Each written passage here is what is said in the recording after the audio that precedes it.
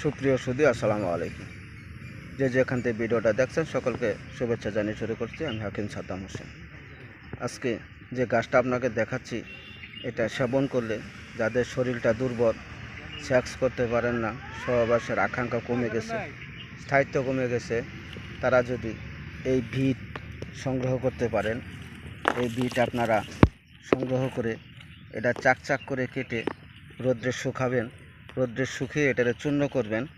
এই চূর্ণটার থেকে হাফ চা চামচ করে কুসুম গরম দুধের সাথে যদি আপনারা নিয়মিত সকাল সন্ধ্যা 2বার করে খেতে পারেন, তাহলে যেসব বন্ধু সেক্স করতে পারেন না, বীর্যটা পানির মতন পাতলা, তাদের জন্য সুন্দর কাজ করবে।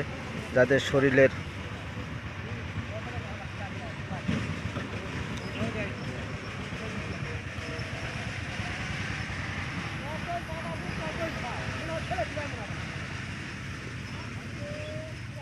যেসব বন্ধু শরীরটা দুর্বল, শরীরে রক্ত কমে গেছে, স্নায়বিক দুর্বলতা ভরপুর, যারা সেক্স করতে পারেন না, সহবাসের স্থায়িত্বটা কম, আকাঙ্ক্ষা হয় না, লিঙ্গ উত্তেজনা হয় না, রক্ত লিঙ্গে ঠিক মতন ঢোকে না, তারা এই বিট সংগ্রহ করবেন।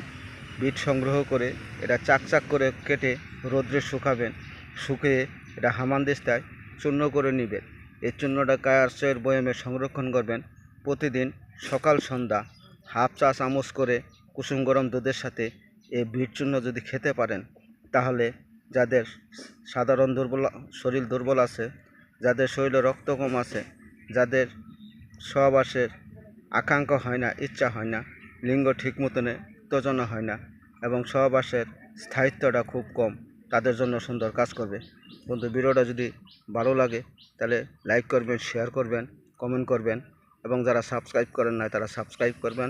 আসসালামু আলাইকুম ওয়া রাহমাতুল্লাহ।